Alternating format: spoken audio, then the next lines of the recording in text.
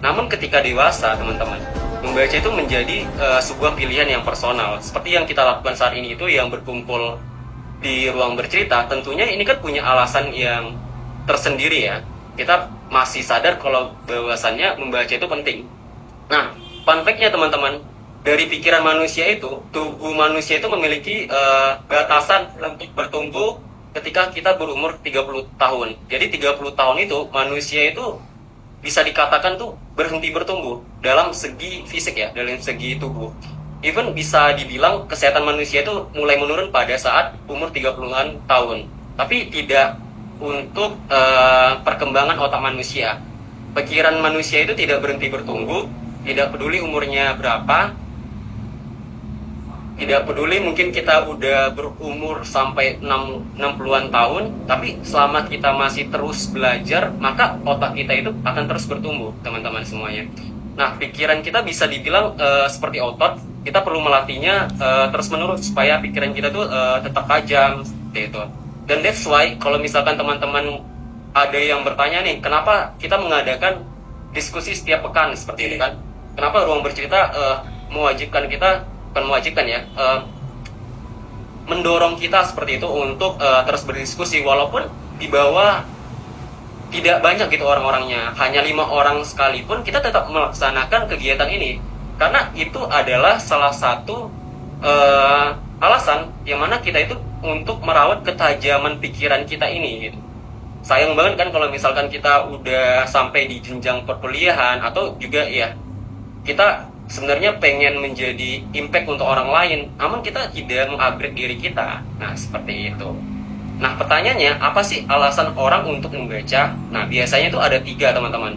Pertama itu adalah untuk hiburan. Kedua itu adalah untuk mencari informasi.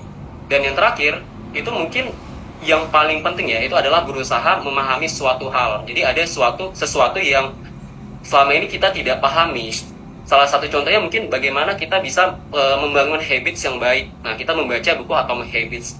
Terus bagaimana kita ingin bagus gitu, pinter di financial, kita membaca Psychology of Money, seperti itu.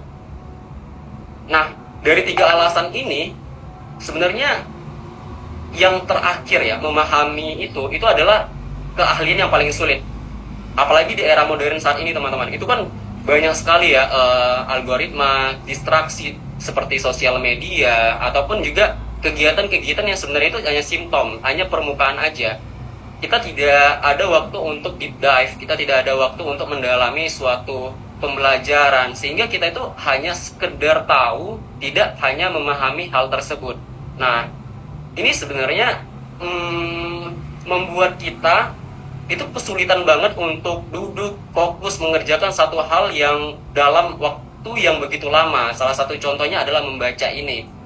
Dan yang menariknya sebenarnya, membaca itu merupakan suatu kegiatan yang aktif loh, teman-teman, bukan pasif. Nah, jadi ketika kita membaca buku, kan ini ada penulis-penulisnya ya. Jadi kita harus tahu dulu nih, sebenarnya penulis ini sebenarnya apa yang disampaikan dia di dalam buku tersebut.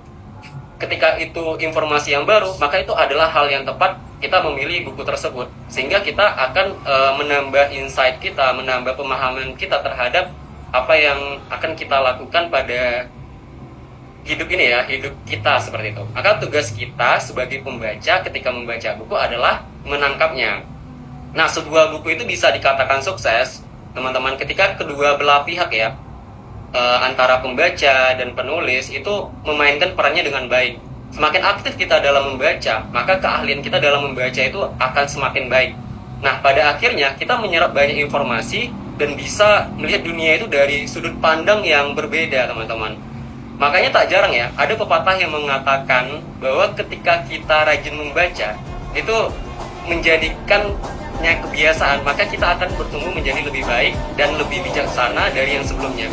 Nah, ketika kita, salah satu contohnya ya, ketika kita bertemu dengan sebuah permasalahan, maka kita tidak langsung melihatnya dari satu sisi aja. Yang mana yang kita sebut itu tentang hitam dan putih kan, begitu. Kita bisa memaknainya dari mengatasinya dengan lebih baik,